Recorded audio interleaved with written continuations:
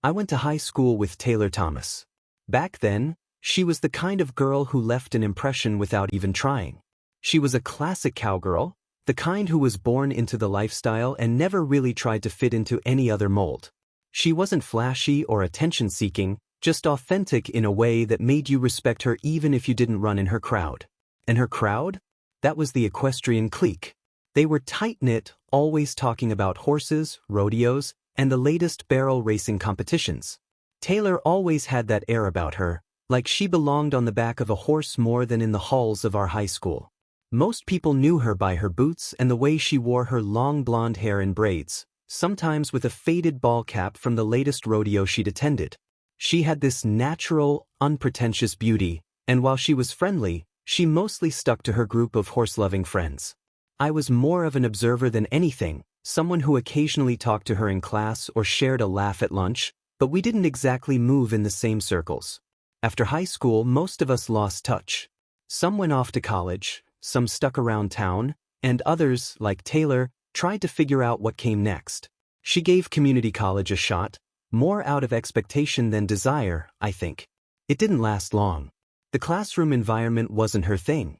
She always seemed more alive when she was outside, in the open air, or doing something with her hands. Sitting in a lecture hall didn't suit her. So she dropped out, packed her bags, and moved to the city. No one really saw it coming.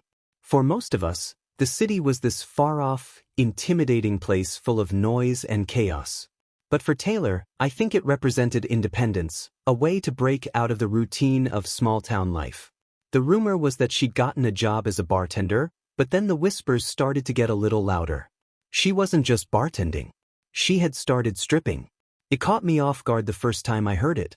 I couldn't reconcile the Taylor I knew, who spent her weekends at the rodeo or taking care of horses, with the image of her working in a strip club. But the more I thought about it, the more it made sense. She had this natural charisma, the kind of confidence that would translate well on stage. It wasn't about needing validation, it was just who she was. Taylor had always been the type to take control of her life, to do what she wanted regardless of what anyone else thought. And I guess that's what stripping was for her, a way to carve out her own path, make her own money, and not rely on anyone. From there, her story took a turn I don't think anyone expected. I heard through the grapevine that she'd gotten involved in the adult film industry. It was a shock, but again it was Taylor. She wasn't one to follow a script. If she felt like it was the right move, she'd do it without hesitation. I remember seeing her name pop up online in some gossip forum, and it was surreal. People were talking about her as if she was a completely different person, someone famous but not in the way you'd ever think back in high school. To them, she was just another face in a world that thrived on attention and drama. I couldn't help but wonder how she felt about it all. Was it empowering for her? Or was she just going through the motions, chasing something she thought she wanted? I knew that being in the spotlight came with its own challenges, and it's not something everyone can handle long-term. Taylor had always seemed so grounded, so connected to who she was, that I had a hard time imagining her staying in that world for very long. Turns out I was right. It wasn't more than a year or two before I heard that Taylor had left the industry. It was a quiet exit, no big announcement or scandal, just a decision to step away. The next thing I knew, she was back in our hometown, working at the local Dairy Queen. It was like she had come full circle, from small-town cowgirl to city life and the adult industry, and then right back to where she started. It was strange, seeing her behind the counter when I'd go in to grab a burger or an ice cream cone. She looked almost exactly the same as she had in high school, except there was something different in her eyes. Maybe it was experience, maybe it was contentment, I wasn't sure. The first time I saw her back in town, we exchanged a brief hello. It was awkward, not because of who she had become or where she'd been, but because I didn't know what to say. How do you bring up the past without making it weird? How do you ask someone if they're happy when they've lived such a wild ride of a life?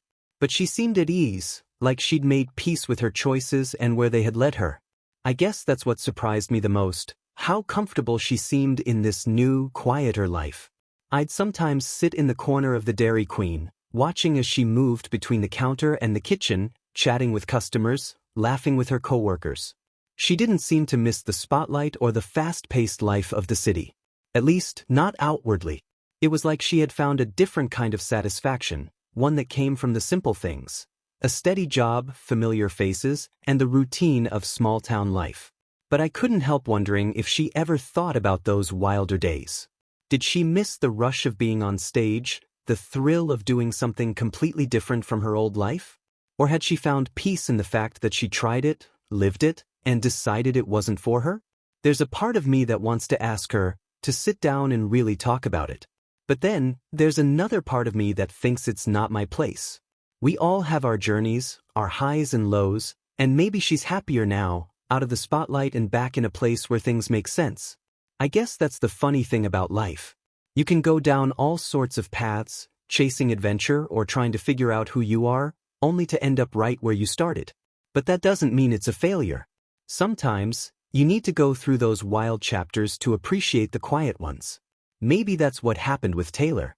Maybe she needed to experience the highs and lows of the city, the thrill and chaos of a life in the fast lane, to realize that what she really wanted was something simpler.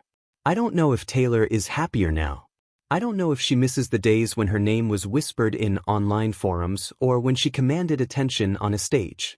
But I do know that when I see her in that Dairy Queen, she seems content. And maybe that's all that matters in the end. The girl who once lived for the rush of rodeos and the freedom of the open fields had found a different kind of peace, one that didn't come with flashing lights or the roar of a crowd. It came with familiarity, with routine, and with the quiet satisfaction of knowing she had lived the life she wanted, no matter how unexpected the path might have been.